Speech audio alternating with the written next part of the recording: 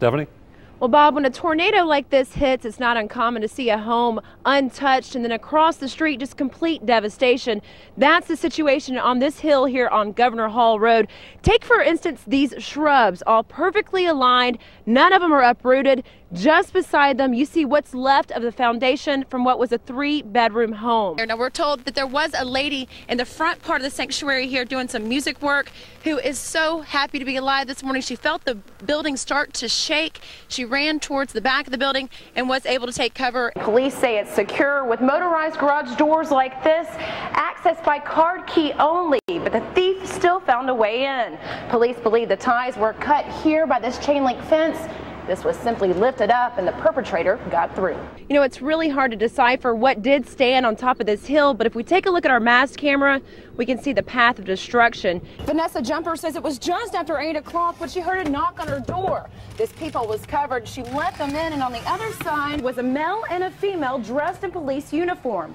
She let them inside. They took her and drug her into her bedroom here. Meantime, her 12-year-old granddaughter was just on the other side of this door. The Sherrill family has been without heat for 2 months. Their house is so cold you can see their breath.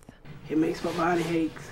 Vanessa Sherrill lives in this home with her 2 daughters and 1-year-old granddaughter. She cut off her gas in the summer to save money. Now she can't afford to turn it back on. My regular bill was $300, but because I had it cut off for the summer, my reconnection fee would be $500.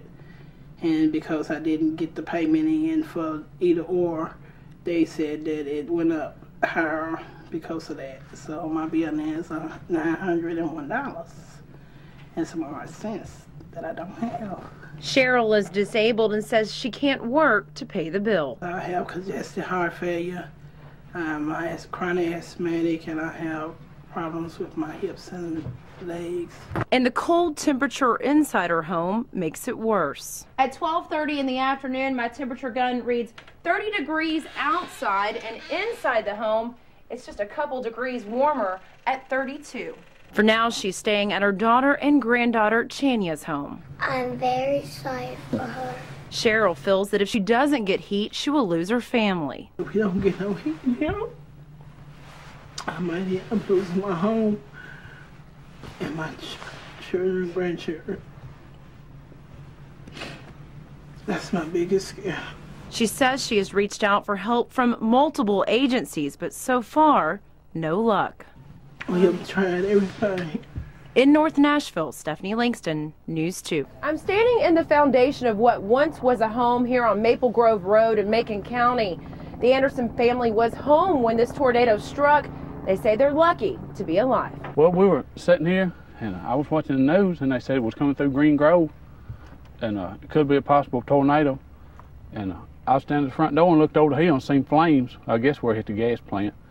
And I jerked the door shut and grabbed my little boy by the arm in the back bedroom and ran out and grabbed my wife, my other 3 kids, and put them in the tub.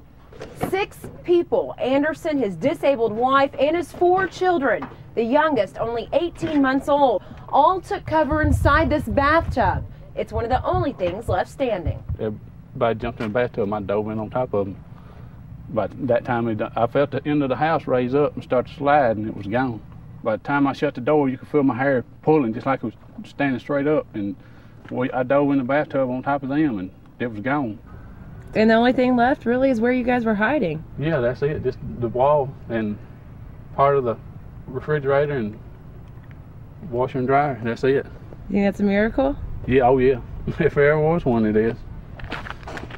Everybody's lucky to be alive, as bad as it is. Like I say, I guess something you work for all your life, and 30 seconds, it's gone. Everything.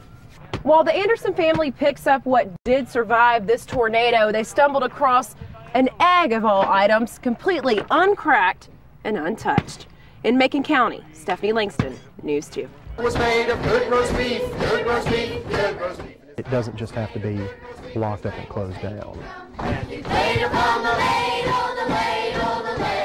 Albert Roberts has been a volunteer at Mansker Station for nearly a decade. I give a lot of tours and I talk to a lot of school kids. And, you know, it's really interesting to watch their little faces light up.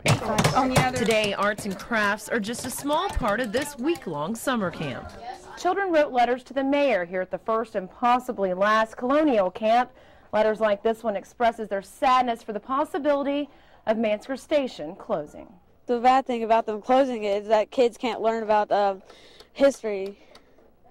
They can't make a lot of friends. And I'm very glad that you were able to come out here and experience it before it got shut down, because that's not going to be much fun, is that?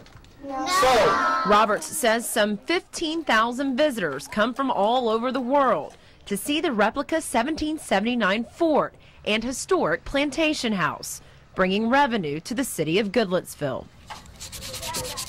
This week, the city told the 6 Mansker Station employees and hundreds of volunteers that it plans to close the historic site in order to help make up a $2 million shortfall. It's like you've lost somebody in your family. I mean, these guys out here, and the employees too, we've put in our blood, sweat, and tears out here to maintain and upkeep these sites like we lived here.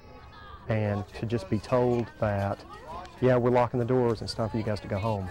You're not really welcome here anymore. That's extremely disconcerting.